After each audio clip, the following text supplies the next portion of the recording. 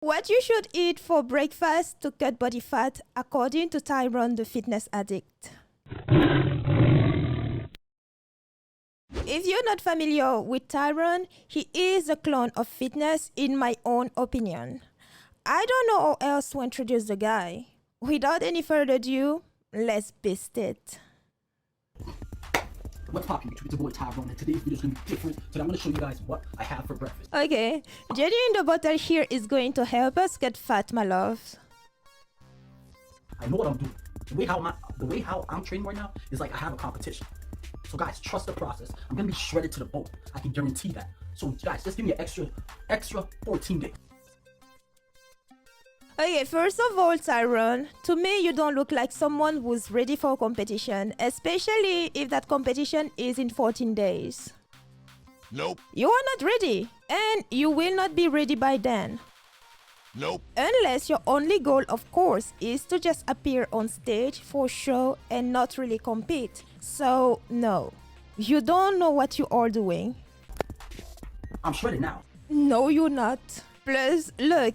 This is the face of someone who is trying to convince himself more than he's trying to convince us. I've been doing this. I bulked up on purpose. There's a reason why I bulked up. Well, yeah. There is a bulking period and a cutting period. The bulking period is when you eat at a calorie surplus to gain mass. Throughout that process, and provided you are following a workout regimen for that purpose too, you gain muscles and fat. In the cutting phase, you eat in a calorie deficit in order to lose the fat. As you get closer to the competition, you also adjust your training regimen accordingly, so you will still maintain a good amount of muscles as you lose fat, as well as your nutrition. And this is also when your carbs start reducing drastically. You have to know how to manipulate your macros within those last 14 days to the contest day. And the fact that Jenny in the bottle here is not mentioning it is questionable. What I have for breakfast. So, I'm going to have my oatmeal, okay? Blueberries. Okay, I don't know his exact numbers, but for someone who's cutting for a competition that is in 2 weeks from the time he recorded this, he is already having more carbs with the oatmeal and the blueberries. This is not to say that carbs are bad for you, because they're not, but extra low carbs to none for a short amount of time is one of the challenges of these types of competitions, especially when you are this close to the competition day. They're rough. Fact. Let me show you what I have for breakfast. And for my eggs, I have my avocado sprayed oil. The reason behind oil sprays, whether coconut, olive, avocado as here, and so on, is because usually they have no calories, no fat, and all. They're manufactured that way. So because of it, they are a great choice for cooking with no added calories or macros. Next, so pretty much, let me show you what I do every single morning. Take my oatmeal, pour it. Hold on. He's not measuring that? As you get closer to the big day, especially so soon as he is, this is usually when you obsess with your macros even more because everything counts. 1 gram extra is one too many that could jeopardize your chances at winning that contest. So, this is where athletes usually will measure every single thing going into their body. This clown not measuring his food is actually questionable. I don't know. Let me know your thoughts in the comments below. Alright. Guys, this is it. My oatmeal. Okay. Those oats look like about a cup and 1/3, which according to MyFitnessPal is about 373 calories, 67.7 grams of carbs, 5.8 grams of fat, and 11.7 grams of protein. Okay. 2 spoons. Are you kidding me? Okay. 2 spoons. Okay, that looks like about 80 grams of blueberries, which is about 45 calories, 10 grams of carbs, 0.3 gram of fat, and 0.2 gram of protein. I go to my hemp seeds. Okay, I'm gonna take half a spoon. That MC looks about 25 grams. So that will be about 152.5 calories, 1.25 grams of carbs, 13 grams of fat, and 8 grams of protein. Same thing, half a spoon. That's it. About 25 grams, 110 calories, 11 grams of carbs, 7.75 grams of fat, and 5.25 grams of protein. Nice and simple.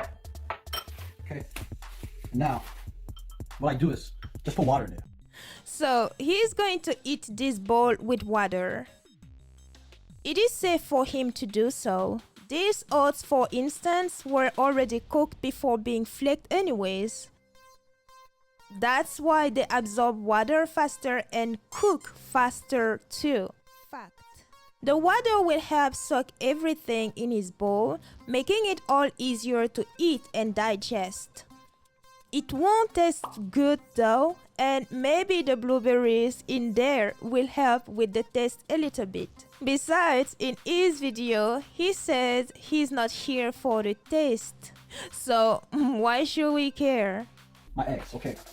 And I'm gonna have 10 eggs, okay. That's about 200 calories, 0 grams of carbs, 0 grams of fat, and 70 grams of protein. Up to this point, this breakfast is 881 calories, 90 grams of carbs, 27 grams of fat, and 95 grams of protein. What? According to Jenny in the butter here, this is what you should eat for breakfast to cut body fat. Wrong. 10 eggs, okay, but no yolk, okay. Alright. I know some people have the yolk, I don't, okay. And the reason why is because I'm cutting down. That's the reason why.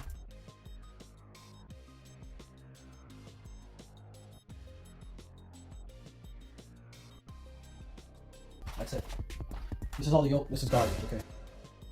Wait, are there no options for egg whites in butters or boxes?